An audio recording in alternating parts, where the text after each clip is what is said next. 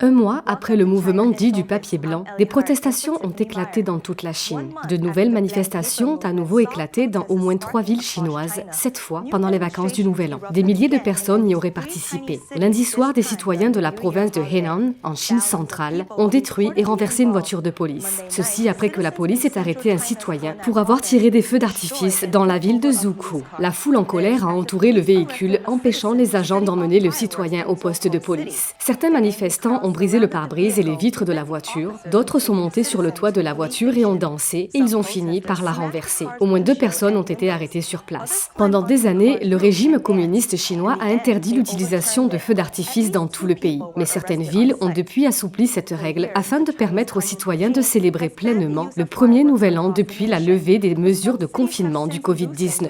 Mais certaines villes ont maintenu l'interdiction en place. La question a atteint son paroxysme pendant les manifestations. Dans un autre clip vidéo partagé en ligne, on entend un manifestant dire, je cite, « Peuple de la ville de Souchang, battons-nous ». Souchang est une autre ville de la province de Henan. La veille du Nouvel An, plus d'1 millier de personnes se sont rassemblées dans ces rues. Ils ont célébré avec des feux d'artifice malgré une présence policière. Dans la province de Shandong, au nord de la Chine, une voiture a tiré des feux d'artifice avec une voiture de police à ses trousses. Une autre voiture a été arrêtée par un policier, mais le conducteur a quand même continué à tirer des feux d'artifice. Une autre vidéo montre des employés municipaux utilisant des extincteurs pour empêcher les citoyens d'allumer les feux d'artifice. Dans la ville de Nanjing, une foule de plusieurs centaines de personnes a brisé un barrage de police qui entourait la statue de Sun Yat-sen. Sun Yat-sen est connu comme le père de la nation à Taïwan et le précurseur de la révolution en Chine pour sa contribution au renversement de la dernière dynastie chinoise. Il était un défenseur de la démocratie. Les gens se rassemblent souvent devant la statue pour déposer des fleurs ou d'autres offrandes.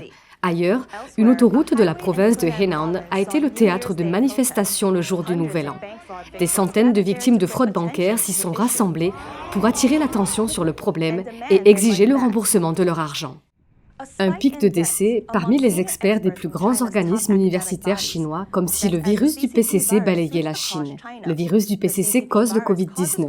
Le chiffre le plus récent, 24 experts de haut niveau sont morts en décembre de l'année dernière. C'est quasiment le nombre d'experts morts durant toute l'année 2021. Ils venaient des institutions académiques les plus prestigieuses du pays, comme l'Académie chinoise des sciences et l'Académie chinoise d'ingénierie.